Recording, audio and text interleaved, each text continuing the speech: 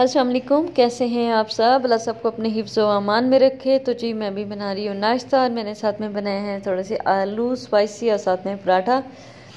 अच्छा, मैं स्टार्ट से आपको बताऊँ, मेरी वीडियो को स्किप नहीं करना, कंप्लीट वॉच करने हैं, क्योंकि मैं अब आपको बता रही हूँ कि मैंने इस पूरे हफ्ते में मेरी जो जो भी एक्टिविटीज़ थी, जो मुझे मुश्किलात थी, थोड़ी सी जो मुझे टेंशन हुई है ये, और मैंने क्या क्या बनाया, क्या मेरी एक्टिविटीज़ थी, वो सारी इस वीडियो में मैंने जो है ना वो साथ साथ मैंने मतलब छोटे छोटे क्लिप बनाती गई हूँ। मैं जितने दिन मैं अपनी वीडियो अपलोड नहीं कर सकी उस सब दिनों की, ठीक है।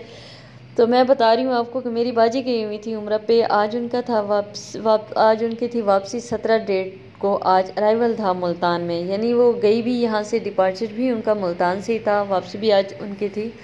तो विलेज से लोग आए थे तो उनको खाना वगैरह मेरे पास आए थे, उनके साथ खाना वगैरह खिला के उनके साथ ही मैं भी चली गई एयरपोर्ट, ठीक है। तो वहाँ हम लोग कर रहे हैं वेट इन सब हाजियों का। तो जब यानी 36 लोगों का एक ग्रुप था जो वहाँ विलेज से गए थे, उनमें मेरी बाजी भी थी। तो 36 लोगों में से कुछ लोग तो वापस आ गए, कुछ नहीं आए। अब हम कुछ उन्होंने बताया कि जद्दा में रश ज़्यादा होने की वजह से फ़्लाइट्स कुछ को जो है ना वहाँ मूव किया है लाहौर के लिए, लाहौर एयरपोर्ट से आएंगे, ठीक है जी। अब हम लोगों ने कॉल की लाहौर एयरपोर्ट, मतलब सारी खुशी हमारी एकदम से ना वो एक जैसे हम एक्साइटेड थे बाजी को लेने के लिए कि घर ले आएंगे, ये वो सारी ख़त्म हो गई। घर आके फिर मैंने सब गेस्ट जो ज़ारी बात आए हुए थे बाजी से मिलने, उन सब के लिए खाना वगैरह कुछ मैंने बाहर से मंगवा लिया। तो बस कुछ घर बनाया हुआ था तो उनको खाना वगैरह खिलाया, वो चले गए। बहरहाल उस रात हम लोग बहुत ज़्यादा परेशान हुए। अब बड़ी मुश्किल से बाजी से जो है ना वही रब्ता हुआ तो पता चला बाजी अभी जद्दा एयरपोर्ट पे हैं। यह मिठाई उनके आने के लिए आगे बताती हूँ कि वो आई कैसे हैं। तो बस यहाँ काम भी मैं साथ साथ कर रही हूँ। तो वहाँ से फिर बड़ी मुश्किल से जो है ना बाजी ने किसी के उस पर नंबर पर रब्ता किया कि बस छोटी सी एक क्या कहते हैं ना मिस गाइड होने की वजह से या छोटी सी मिस्टेक की वजह से या जो अल्लाह को मंजूर था, मुमकिन है उसका अभी उनका सफ़र पाकिस्तान में नहीं था तो वो वहीं रह गए। बहरहाल तो अब बोर्डिंग उनकी हो चुकी थी। वो VIP लॉन में जब बाजारी बात अंदर पहुंच जाता तो बाहर से कोई उसे हेल्प कर नहीं सकता, तो अंदर से वो बाहर नहीं आ सकती थी। तो सारी बात है अब उनके हवाले थी एयरपोर्ट वालों के। तो उन्होंने जो है ना वहाँ पे फिर बाजी की दोबारा वीज़ा वो किया और दोबारा वापस उनके रिक्वायरमेंट जैसे उन लोगों का तरीक़ाकार होगा तो वापस जिस रेस्टोरेंट में इन लोगों के रिहाइश होती थी वहीं इन लोगों को ना उन्होंने वापस भेज दिया बाजी को। अब बाजी अकेली ही थी, एक तो बाजी को था बुखार। तो हम लोग सच में इस कदर परेशान थे कि बहुत ज़्यादा। खैर वहाँ से एयरपोर्ट पे बाजी के साथ क्या कहते हैं ना एक इंडियन मुस्लिम भाई वो थे, उन्होंने बाजी का पाकिस्तान में हमसे बात करवाई। उन्होंने वहीं जब तक उनकी भी फ़्लाइट मिस हो गई थी, जब तक मतलब वो उनकी फ़्लाइट नहीं थी, तो उन्होंने कहा कि आप उस वक्त तक आप मेरे नंबर से अपनी जो है ना सिस्टर से बात करती रहें।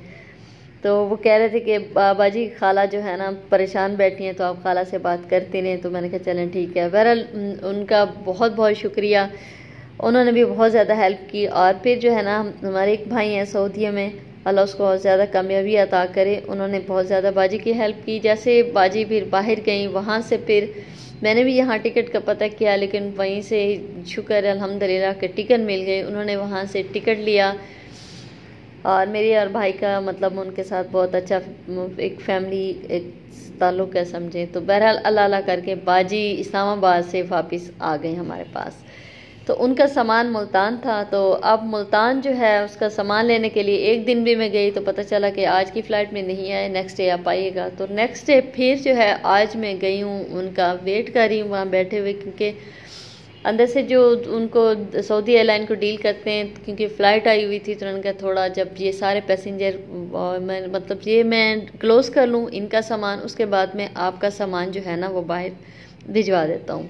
तो बस मैं भी बैठ के वेट कर रही हूँ और यहाँ बैठ के देख रही हूँ कि आप इंटरनेशनल ट्रैवल जो भी करते हैं उनके एयरपोर्ट देखें इतना माशाल्लाह साफ़ सुथरा, कहीं एक रैपर में नहीं फेंकते। और हमारे पाकिस्तान में देखें थोड़ा सा भी ख्याल नहीं करते कि ये हमारे असासा है, हमारा पाकिस्तान है।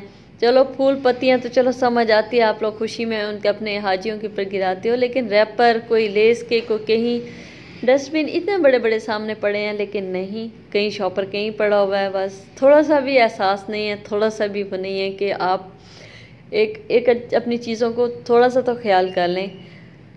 तो बस मैं बैठी हुई ना ये सब देख रही हूँ और सोच रही हूँ और वेट भी कर रही हूँ कि बाजी के सामान का कि कब मुझे अंदर से कॉल आए और कब ये जो मतलब 2 फ्लाइटें मेरे ख्याल में इकट्ठी आई थी, काफ़ी ज़्यादा रश था, उनके सारे रिश्तेदार आए हुए थे उनको लेने के लिए।